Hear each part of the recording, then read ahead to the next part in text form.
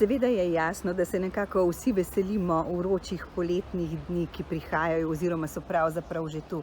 Pa vendar temperature, v katerih se bomo znašli, niso nedolžne, sploh ne za določene posameznike, ki so bolj ogroženi, denimo za starejše, ki imajo kronična obolenja in pri katerih izpostavljenost visoki temperaturi lahko povzroči resne hude posledice. Tako je. Poglejte, najbolj ranljiva skupina so ravno starejši in to zaradi dveh razlogov. Prvi razlog je, da se njihovo telo stara.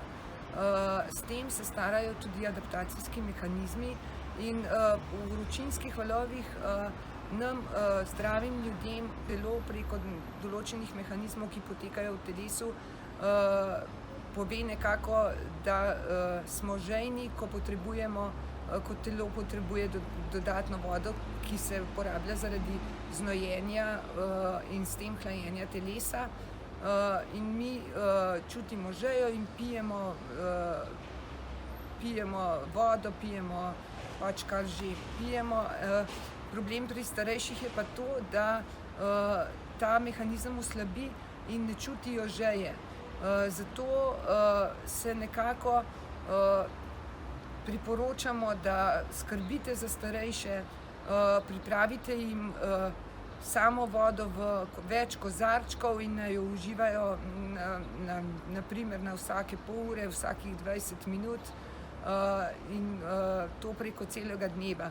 Seveda je pomembno, da jih nekako obvarujemo pred vročino tudi tako, da jih namestimo v hladne prostore ali jih odpeljemo v naravo, v senco, kjer temperaturna obremenitev ni tako močna. Zdaj, jaz bi še tukaj izpostavila, še posebej so ranljivi v mestih ljudje, predvsem te starejši, o katerih govorimo trenutno, ker mesta so toplotni otoki in v mestu je veliko betona, ki vsrkava visoke temperature in se niti preko noči ta mesta ne shladijo, kajti beton po noči seva toploto, ki jo je čez dan vsrkal. Poleg tega so tukaj še recimo bloki in najvišja nadstropja so še posebej nevarna za visoke temperature tudi v notranjih prostorih. Zdaj, poleg starejših so zelo ogroženi tudi kronični bolniki, predvsem srčno-žilni bolniki, ker imajo tudi oslabljene mehanizme za adaptacijo, namreč pri njih ni tako več prožen srčno-žilni sistem, da bi se lahko enostavno adaptiral, zato lahko pride tudi do velikih težav, do dehidracije in hudih posledic. Zato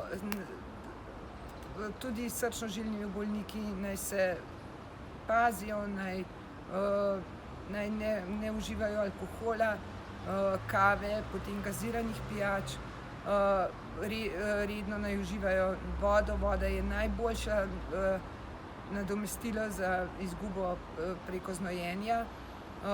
Potem tukaj so tudi ogroženi ljudje s dihalnimi kroničnimi obolenji, kot sta kronična obstruktivna pljučna bolezen ali astma ali kakršnakoli druga vnetna bolezen pljuč. Seveda pa so lahko ogroženi tudi mlajši, kajne? Denimo ti, ki so zaposleni na takih delovnih mestih, da veliko časa prebijajo na prostem, ali ti, ki se ukvarjajo z raznimi športi. Točno tako. Fizična aktivnost še poveča temperaturo jedra telesa in dvojna obremenitev s toploto se lahko sešteje in tako pride hitreje do katastrofalnih posledic lahko. Zato svetujemo fizično aktivnost zgodaj zjutraj in pozno zvečer.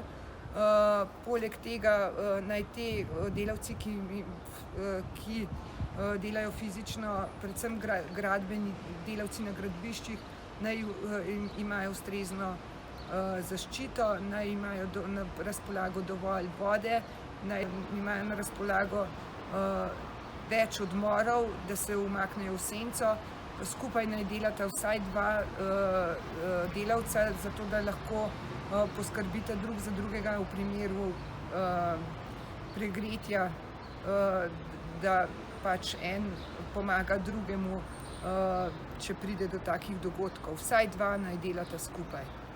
Ob tem pa bi vas morda vprašala tudi to, kako komentirate razmere v bolnišnicah, zlasti na določenih kliničnih oddelkih, ki so starejši. Ja, to težko komentiram, bi bilo pa treba dolgoročno, seveda tukaj je klima v današnjem svetu, v današnjih poletnih vročinah zelo priporočljiva.